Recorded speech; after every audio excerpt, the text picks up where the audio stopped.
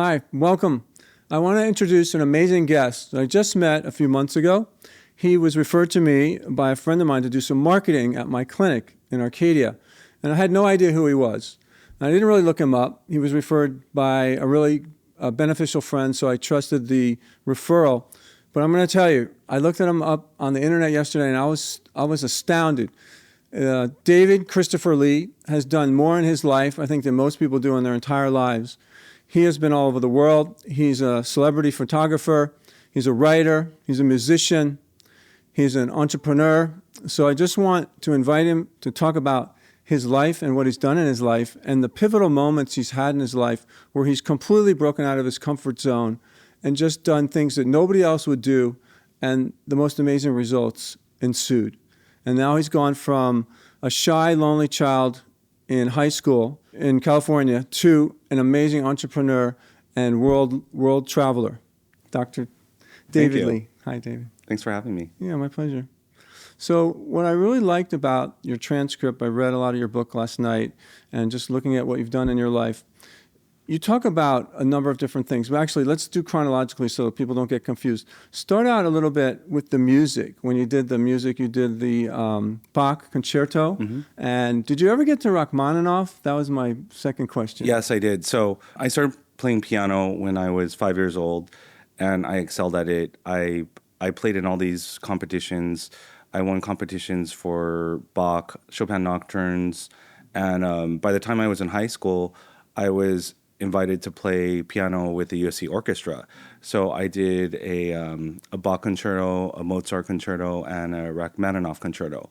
And growing up playing like that was so fascinating because I was really able to connect my left brain with my right brain. Classical music has such a healing frequency, and it's something that is so ingrained in me. So when I listen to music, I generally tend to go towards Chopin or Debussy because I just feel like it's just like putting everything back together. It's very grounding, it's very healing, it's very nurturing. But when I had the opportunity to play piano with the USC orchestra, I was the center of the stage. The piano is the main instrument. Okay. So playing with all those instruments is such a thrill, and it's so exhilarating. But the thing about when I was doing it was I was very young. I was in high school, so I didn't really know why I was playing or what my purpose was. And unfortunately, after I played those concertos, I just stopped playing when I went to college. Well, it was kind of boring to you, I think, from reading the rest of your book, because you wanted to be in the limelight eventually once you become the celebrity photographer, right? Yeah. Well, playing that taught me a lot of discipline because I was practicing 3 to 4 hours a day, and it was constant practice. But still, it's like I didn't love it that much where I was just like dying to practice for 3 to 4 hours a day. It's just something that I did, so it felt a little robotic. Well, I remember reading in your book something about when you were in high school, you had 7 or 8 AP classes.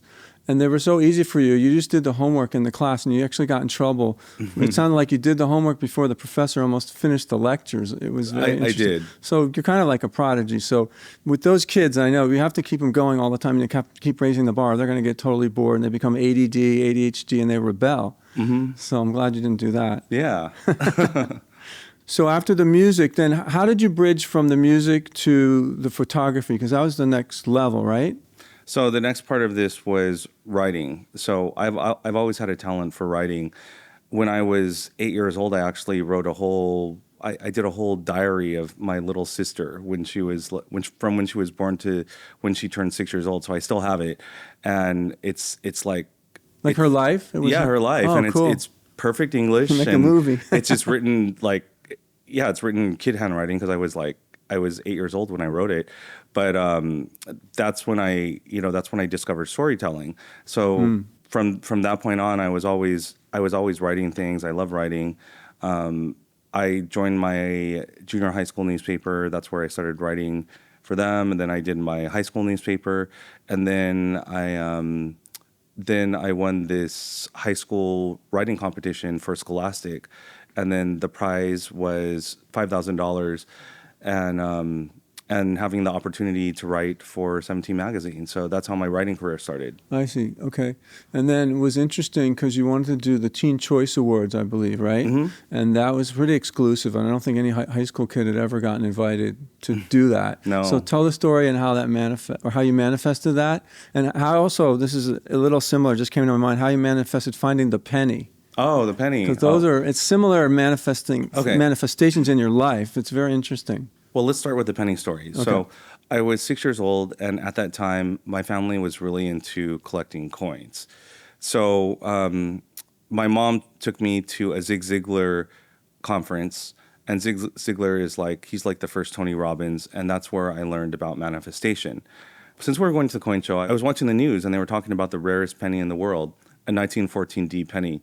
The second that I heard about that penny, I just knew that I was going to find that penny at the coin show, because the coin show always has this giant table of pennies that the kids go through and they can take whatever they want. So right when we got to the coin show, I ran straight to the table, and I wouldn't stop looking through this table filled with thousands of pennies. And after 3 or 4 hours, I actually found that penny. So I still have it today, and now it's worth $2,500. Amazing. And so you learned how manifestation can work, I guess, at that time, right? So going back to high school, it was 1999. I was 17 years old. And at that time, teen pop was huge. 17 magazine was the biggest thing ever. It was bigger than Vogue. Britney Spears, NSYNC, and Backstreet Boys were huge. I was working with the NSYNC fan club. It was called NSYNC Worldwide, and that was my first taste of what teen pop culture was. And I loved it because I was able to connect with other NSYNC fans, and we would promote NSYNC and listen to the music and really enjoy it. Groupies? Yeah, groupies. Okay. Yeah. So Nice. I was in charge of doing all their graphic design, and I did these beautiful flyers. And the Teen Choice Awards was coming up, and so I called. I just called all the magazines, and I asked if I could cover the Teen Choice Awards. I called 17, and I asked if I could cover the Teen Choice Awards for my high school newspaper. And I still keep in touch with the publicist today, and she told me what really happened. So when I called, she put me on hold, and she announced to the entire room that there was this kid on the line that wanted to cover the Teen Choice Awards, and then everybody started laughing. Right. But then the publisher of 17 happened to be there, and she said, you know what, just let him in because it would be good to have somebody young covering the show. Sure. So I showed up with my dad's digital camera. It was a Nikon Coolpix 950, 2.1 megapixels. And They didn't have cameras like that then. No. This is like a Prodigy camera. No, this is just like a new, Okay. It's like a new technology. And, 2.1 megapixels it's not. It's like tiny, It's right? it's not super high resolution, but the edge that I had on all the other photographers was that I could take a picture and send it to them tonight. It would take an hour to send it over the modem, but still they were able to get the picture fast. Right. So I took a picture of the publicist with the camera, and she saw it, and then she asked me if I could take 3 pictures for her. One of the publisher of 17 with NSYNC, one of her with Britney Spears, and one of her with Backstreet Boys. And she said she'd give me $1,500 for each picture. So, of course, I did it because that was amazing great. money, and I thought it Yeah. would be amazing. And so she gave me an all-access pass to the entire award show. Nice. And I was taking these exclusive pictures. I was meeting all the celebrities, all the agents, all the managers, all the publicists. Yeah. And that year, I became the official digital photographer of the MTV VMAs, MTV Movie Awards, People's Choice Awards, so many exclusive parties. And that's when I knew that I belonged in that environment. What was it like? So how old were you when you started doing this? I was 17. So, I mean, you're not even drinking age, and there was probably a lot of partying going on Yeah. around you, and a lot of like beautiful people of the world, and you're pretty gullible at 17. What were you thinking then, and what was the thought process through your mind? And Everything was just so new and open. I made some friends that really showed me around a lot, and I just felt like I was protected by angels or something with all the bad things that could have happened. Yeah. Nothing happened to me, and I never got into a bad group, and I was given opportunities, but I knew that none of this was, I was not entitled to any of this stuff. So I Okay. knew that I had to earn my keep. It's just work. You were there to work. Yeah. Okay. Because there's a lot of things you can go. There's a fine line you could cross easily with any of your career. And reading your book and understanding who you are, you didn't do that almost never. Mm-hmm. So I think that's what kept you so pure and so wholesome and healthy up until now, right? Mm-hmm. Yeah, that's really cool. So then what happened after you started working for the magazine and you were doing a lot of photo shoots, you were meeting the stars, you're starting to get into the business. What propelled you then to work with A-list models and A-list stars and music stars after that? So being at all these award shows, and it's like you're thrown into the center of entertainment, massive entertainment. So there's all the celebrities, all the agents and publicists, and I started writing for Vogue, Rolling Stone, Harper's Bazaar, In Style. And Writing articles? Yeah, I started writing Okay. articles and also taking pictures for them. Right. And then in 2001, when I was in college, I started my first online magazine. It was called TD Inc., and it was fashion, technology, and lifestyle. I started it with my cousin, and I was the first to do fashion editorials online.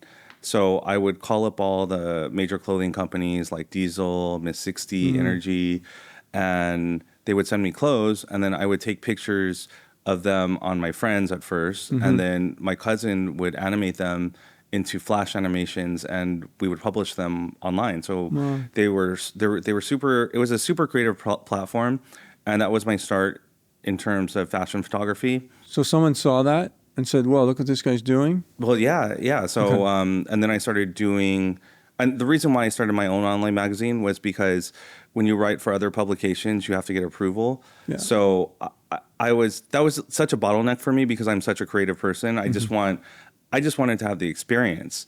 So having my own online magazine, I was able to write about anything I wanted. That could be a restaurant, that could be a hotel, that could be, I would always have the coolest new cell phone. And this was the beginning of David's Guide, I guess, right? Yeah. Later on. Yeah. Because I forgot to mention, he's actually a travel host for the stars as well. So, yeah. Yeah. Cool. So, and then since I knew so many celebrities, I knew that was an opportunity for me to do photo shoots for them. Okay. And so my first celebrity that I ever shot was Jamie Presley.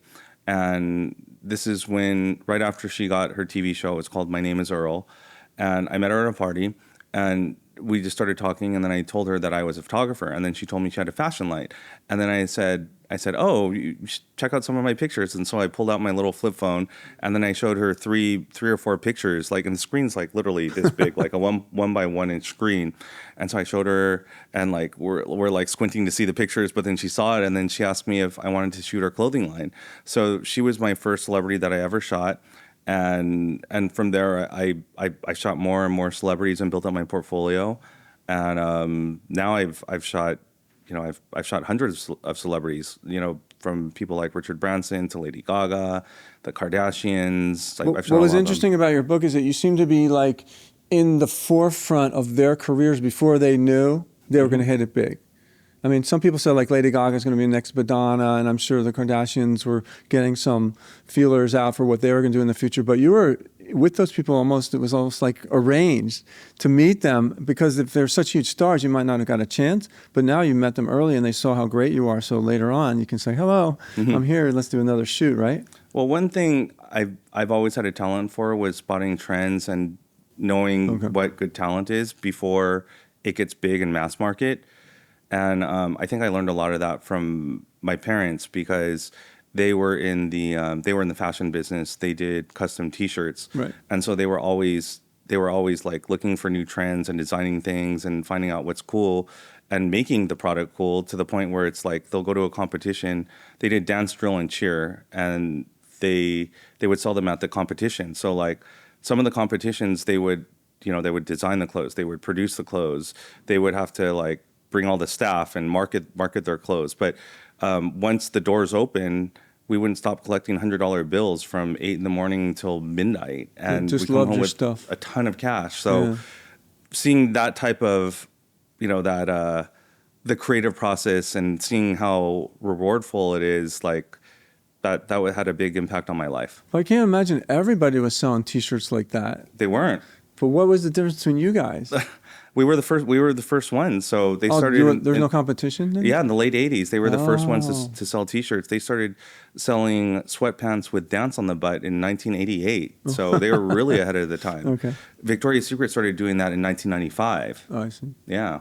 So they were like even before the crest of the wave. They were just the very beginning. Yeah. Now when you look at that type of market now, it's like there's tons of vendors. But back then they were the first one. So it's everything has its run, and you want to be in an environment where the competition is not there or it's really low. The second anything gets saturated or there's tons of competition, you might as well just forget about it, because it doesn't matter how good you are. If there's a lot of competition, people don't know what quality is. So, people are just going to go Lowest for price, the lowest price possible. So yeah, I've seen that. with whatever I do, I'm always trying to do the newest thing, the latest technology. And Well, please text me every time you find something new, okay? oh yeah, So yeah, of course. what I want to go back to a little bit is when you were asking to write, and you were so creative, but those other people couldn't see it in the different magazines, or like, oh, we don't know this guy, he's just a kid, and you got a lot of no's from that, right? Mm-hmm. How'd you deal with the no's, and what do you think about no's?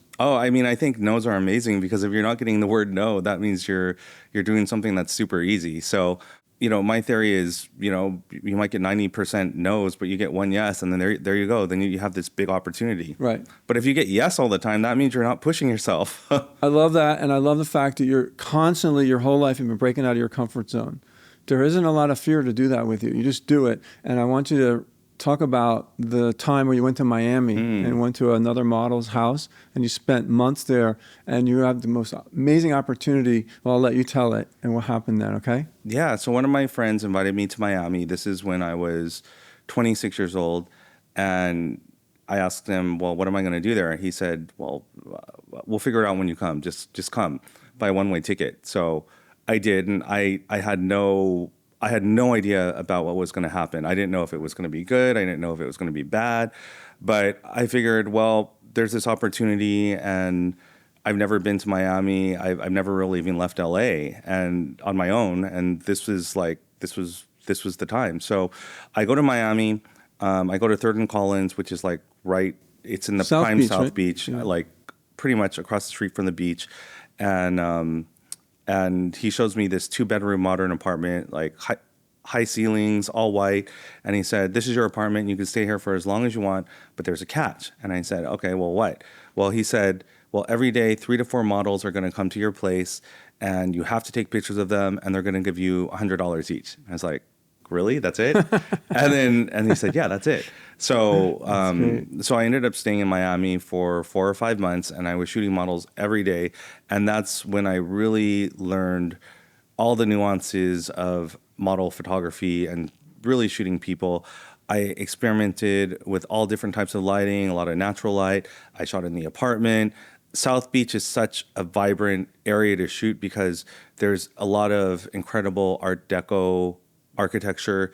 There's vibrant colors. So you went outside the room. You were going everywhere. Oh, everywhere. Fountains and the beach and all over, whatever your creative mind said and whatever the model was needed, right? You would do it. Yeah, yeah. And I worked with different makeup artists. I worked with different designers.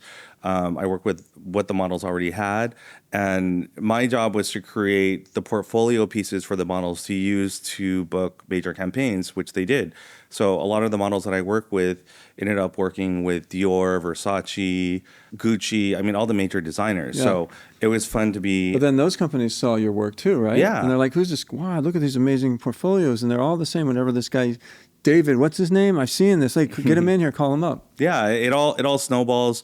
And then at that time, so this was 2006, I was pretty much the only Asian in South Beach. Back then, there were no Asians, so I became known as the Asian guy that's always surrounded by models. Yeah. So I was always invited to the best restaurants, the best hotels, the best parties, and I had the time of my life. That's awesome, man. Mm-hmm. And you kept it all pretty healthy, though. You didn't slide down the proverbial drain with any of this. It was because I lived in Miami for 2 years, and I left because I started partying too much, and it was wonderful, but it was too wonderful for me. It was crazy. I guess I had some good endurance back then. I mean, that's right around the time the movie Scarface was filmed. It was? Yeah. 2006? Oh, no, earlier than that. Oh, Sorry. yours, It was, yeah. well, yeah, anyway. Which was an That was insane crazy. film, Wow. but, yeah. Miami was wonderful because it was just like I was able to develop this incredible portfolio. I was able to really delve into my craft as a photographer, and it gave me a lot of experience working with different people of multiple ethnicities and cultures, and being thrown into the world of Miami, which is very Latin.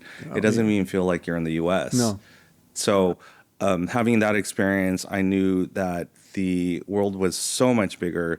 And what I would do is like, then I got the travel bug, and I would get a job somewhere, and they would fly me wherever I had to go.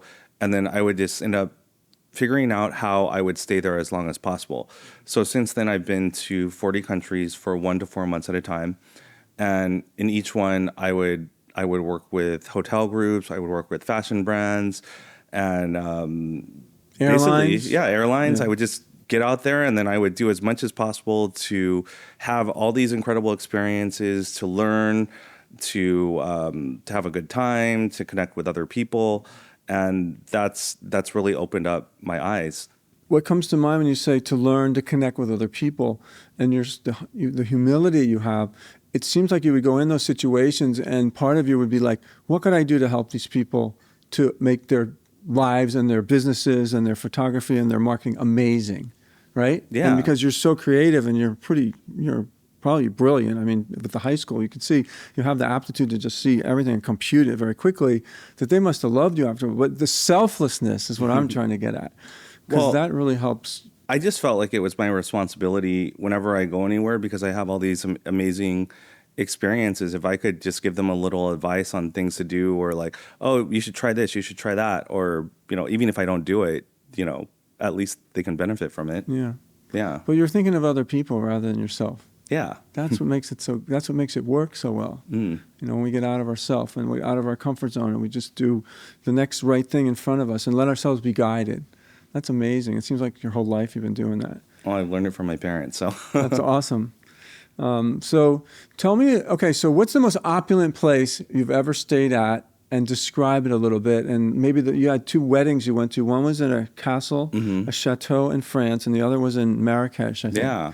So the most opulent place I've ever stayed at was the Imperial Hotel in Vienna. And I stayed in the Duke's master bedroom. It's called the Imperial Suite, or actually it's called the Royal Suite. And it's about, I think it's like 2,500 to 3,000 square feet. It has a bed that's 25 feet long. It has giant chandeliers. It has, it's royal blue and yellow opulence everywhere, painted ceilings, gold-plated ceilings, a giant tub. So it's like this, like, oh my goodness, what is this too much? I mean, after a while, it's like so ornate, huh? It's royalty to the max. Yeah. So it's like you're staying in a little chunk of history, and the people that have stayed in that room are like Michael Jackson, the Clintons, the Emperor of Japan. What year was that built? I think it was built in probably 18. I'm thinking 1800s, Okay. maybe some. Probably I'm thinking it's 1800s. That's amazing. Yeah, and it was used for Allied headquarters for World War II. Oh, really? So it has a super rich, vibrant history, and then it had a butler that would iron your newspapers, because this is something they've been doing for centuries. But the butler would iron your newspaper so the ink doesn't get on your fingers. So it goes away, like it heats it into the paper or Yeah. something? Really? Mm-hmm. That's amazing. So Like, that's a someone would be luxury there to do- service. I mean, as well as getting your clothes out for you and Yeah. drawing your bath and all that. Yeah, but they do all that stuff everywhere else in the world. But I've never seen them iron your newspaper. And that kind of opulence and power never went to your head? No, Not I never. once. I never thought that I never thought that it was just like I wasn't entitled to it. You're it's just blessed. like You're I'm just blessed. there. That's really cool. And then, well, I loved in your book when you described the wedding in Marrakesh. Oh, and my the God. restaurant, and the elephants in the desert. Yeah. Can you talk about that a little So bit? in Marrakesh, that was I was shooting a Greek couple's wedding. Her family was like a major fashion family, and then his family was a major car company in Greece. And so they had this wedding in Marrakesh, it was like a week-long wedding, and it was over the top. It was at La Mamounia, which is one of the best hotels in the world. But the thing that made it so over the top was Claude Shaw was the DJ of the wedding. And Claude Shaw is one of my favorite DJs, musicians, because is it Buddha something? Buddha Bar. So what is Buddha Bar? He's the founder of Buddha Bar, and so Buddha Bar is it's a nightclub in Paris, and it's known for having the coolest music. It's like down tempo music with Asian influences, with Middle Eastern influences, and it's just like this like ultra loungy, vibey music. And that's the music that I would use for a lot of my videos. So when he's there, it's like it just takes the party to a whole other level. And you pair it with this, this fashion family that it's like you walk into the room and everyone's just dressed like they're it's like just the Kardashians meet the Bentleys. Oh, better. It's better. It's just like old. It was European. It's old. It's like old money, money European jet set lifestyle. Like as a photographer, I have to spend so much time.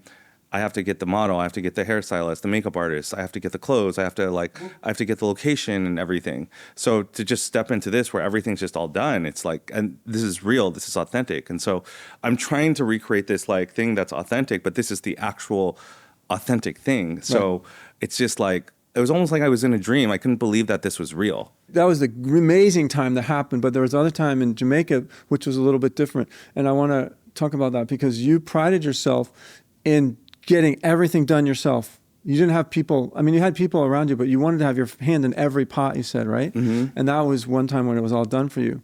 Mm-hmm. There was finish with that, but then talk about I guess the juxtaposition of that would have been the Jamaica one where you Jamaica, yeah. bit off too much more than you could chew. Oh my right? gosh. Yeah. So I had the opportunity to photograph 25 villas and also do a series of short films for a resort. So these villas were all part of this one resort. And it was an amazing time and a big budget, but there's so many variables to it because one, there's the weather, two, I'm dealing with people, and so sometimes people can be a little, sometimes people want to party, sometimes people want to drink. There's like a lot of different unpredictable things happening, and then you're dealing with the owners of these villas, which tend to be very wealthy housewives who don't have any idea of any not business kind of people. Yeah, they're not business people. They're just very emotional and they want what they want because they have a lot of money. Yeah. So I was dealing with a lot of clashing forces, and it was the biggest learning experience. But I'm so glad that I did it because I had so much fun and I created this amazing content. But that time was definitely, it was a big struggle for sure. Nice. So you just learned. So every one of these trips was just a massive learning experience, I guess, right? Some were more learning experiences than others. So in my travels, I pretty much just traveled a lot by myself. So I was able to just do what I wanted, like go with the flow. I know that anything I do, I'm responsible for. But then the Jamaica trip was so big because there were 25 people on this trip. And so 25 people over 2 months, some flying in, some flying out.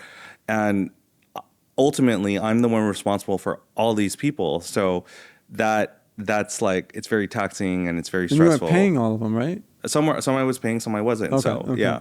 Well, that makes it maybe even harder. Yeah. If they need to work with you and you're not paying them, who's paying them? Yeah. Are they actually doing their job? And sometimes they talk, and sometimes they think they should be paid. And the way that I if somebody invites me on a trip or whatever it is, I'm going to do whatever it is that I can to contribute. And I don't expect payment because I'm just there to, I'm there to help, but I'm there to enjoy myself at the same time. But that's why you're so successful, okay? That you don't find that in many people in the world. The selfless quality, not looking for the paycheck, there's no greed, these are the qualities that I've tried to get rid of myself over the last 35 years on a spiritual journey. So that's really, truly amazing. This is great. So what's the future for David Christopher Lee? What do you want to do? Where's your path going to go? And how are you going to use all this amazing knowledge and these spiritual awakenings you've had, these epiphanies, in the future? So I've done a lot in my career, and it's led me to this point. I'm really into health and wellness. I'm really into meditation. Um, I've done a lot of successful projects in entertainment, working with A-list celebrities and big brands. But in the end, all this comes down to how I manifest things. And what I'd like to do is I'd like to take my stories and get them out to the world so that I can inspire a young version of myself to do to do what I've already done. And if I could help somebody, even if I could help I mean, I would love to help somebody that's in like the most rural area, and if I can give them the little idea that's spark in their head, like, oh, you can do this too, like that would be incredible. A lot of people think that it can't be done because you're not born into a certain family, or you're not, Exactly. obviously it's easier if you're born into a family that has all the connections to do something like this. But I wasn't. So if I could do that, then anybody could do it. Like you got from the Ziegler, was it the Ziegler Yeah, conference you Zig went Ziglar. to? So you're going to be a similar person in that vein. Maybe you can do those or not, but yeah. So you could actually go back to your old high school, or if you wanted to, Yeah. or something like that. And do a lot of these trips and a lot of these talks around the world, maybe. Yeah, I would love to. Oh, that's awesome. That's really cool. So basically, putting this all together, what are the major lessons you've learned in life from all these incredible experiences that you've had and all these gifts that have, I guess, been given to you kind of by the universe, right? Hmm. And also talk about that, but also talk about your health. How did you keep healthy? Because Oh, I know I was running around crazy in the restaurants and all over the world, and I burned out, got high blood pressure, which was good because it got me to be here. But how did you deal with all that? And now how do you deal with health and stress? And how do you relax at night? okay. So part of my job is going to fancy dinners and drinking wine and You're a food socializing. critic, pretty much. Yeah, Now. I've Yeah. I've I've I've photographed 500 restaurants in 40 countries, and a lot of them are Michelin star restaurants, and I'm invited to all these parties. And it's it can be very taxing because drinking will really kill you. Yeah. And it's taken. I've always worked out, but I actually quit drinking six or 7 months ago, and I've never felt better. Great. So what happened was I I went to Colombia with my friend Alon Torres, and he's a spiritual guru, he's a shaman, and I did ayahuasca. Well, first of all, we went to the Mamos tribe, which they're known as the keepers of the universe. And the Mamos tribe is located in a very rural area. So they are, so you fly to Bogota, and then it's a 2 hour flight to Santa Marta. Then it's a 6 hour car ride. And then it's a 6 hour Jeep ride at 6 miles an hour deep into the jungles of the Sierra Nevadas, where it intersects the equator. So I'm just deep in the jungle.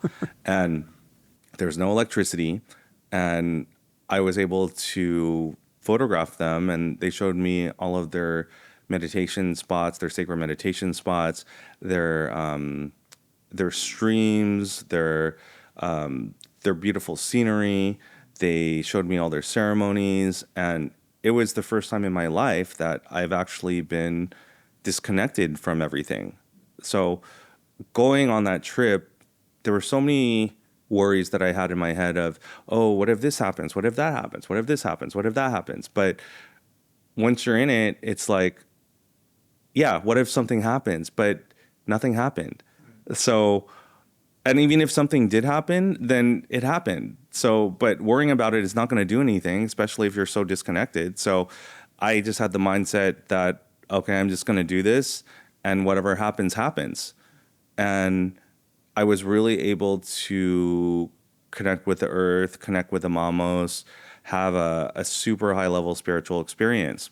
So then after we did that which was it was about 2 weeks, then we came back down to Santa Marta, and then we did an ayahuasca ceremony.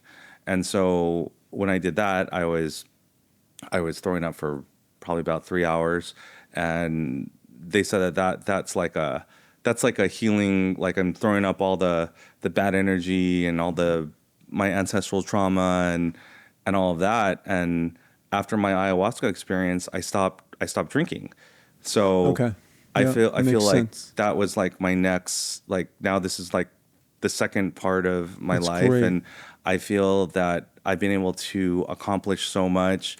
My mood has been so much better. I have so much more energy, and I, I don't even feel like drinking at parties. Where before I thought that, oh yeah, you have to drink because everybody else drinks, and yeah, but it's not true.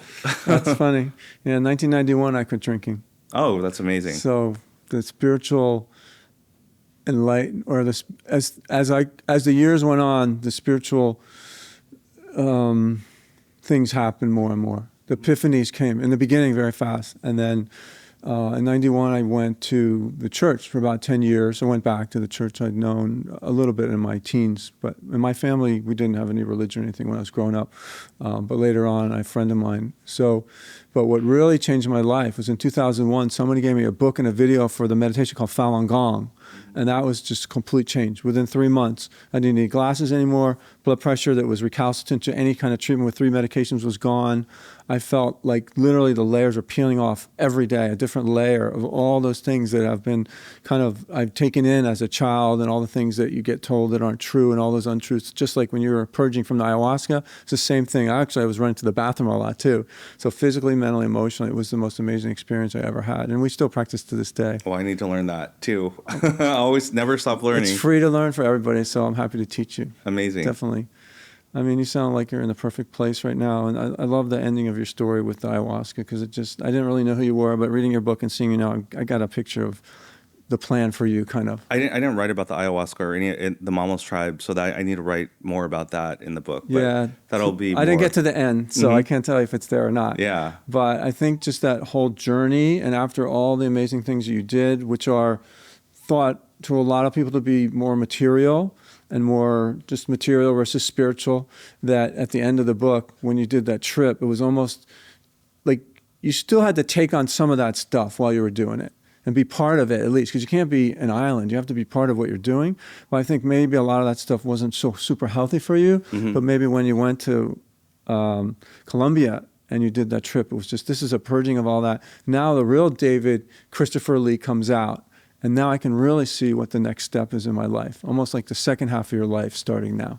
I really believe that. It's so awesome. Anything you want to share today? Any other experiences you had, or? Yeah. So over the pandemic, I started a website called thebiohack.org, and I got really into holistic healing technology. I called up all these brands, and they sent me all their devices, all their biohacking devices to write about and try. And over the whole course of that experience, I was able to find some amazing products, and I learned so much about meditation. I got really into dry fasting. So I actually did a 7-day dry fast. So no food and no water for 7 days. You could live for 7 days with no water? Yeah, I'm still here. That's what they tell us in medical school. You can't live past like 2 or 3 days. I know, but it's a lie. Oh my goodness, that's so incredible. Yeah, so I did that. Nothing for 7 days? No, nothing. So what happens, so if you have water in your body, even though it has no calories, it still has to be processed by your body. When your body is processing the water, a lot of the energy that could be spent healing is ending up processing the water.